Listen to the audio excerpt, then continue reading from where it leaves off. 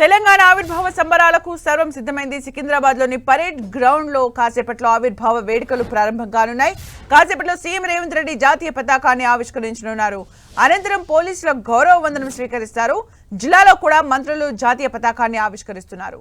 రాష్ట్ర అవతరణ దినోత్సవాన్ని పురస్కరించుకుని కొత్త పథకాలు కార్యక్రమాలను ప్రారంభించనుంది తెలంగాణ ప్రభుత్వం. గ్రామ పాలన అధికారులకు అపాయింట్మెంట్ ఆర్డర్లు, ఇందిరమ్మ ఇళ్ల ప్రారంభోత్సవం లాంటి కార్యక్రమాలు చేపట్టబోతుంది. అలాగే పలు ప్రభుత్వ కార్యక్రమాలు సైతం శ్రీకారం చుట్టనుంది.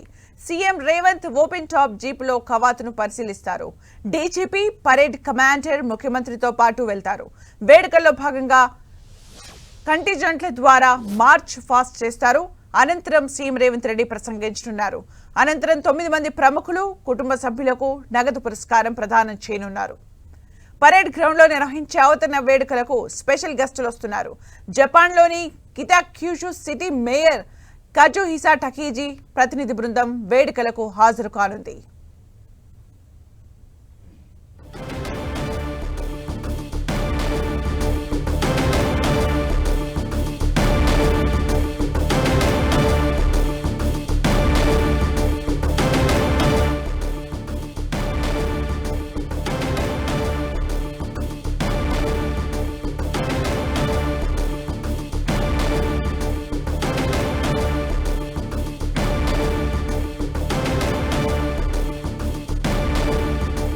తెలంగాణ ఆవిర్భావ సంబరాలకు సర్వం సిద్ధమైంది. సికింద్రాబాద్లోని పరేడ్ గ్రౌండ్లో గ్రాండ్ గా కాసేపట్లో ఆవిర్భావ వేడుకలు ప్రారంభం కానున్నాయి.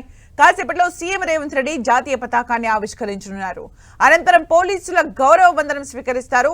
జిల్లాలో కూడా మంత్రులు జాతీయ పతాకాన్ని ఆవిష్కరిస్తున్నారు. రాష్ట్ర అవతరణ దినోత్సవాన్ని పురస్కరించుకుని కొత్త పథకాలు కార్యక్రమాలను ప్రారంభించనుంది తెలంగాణ ప్రభుత్వం.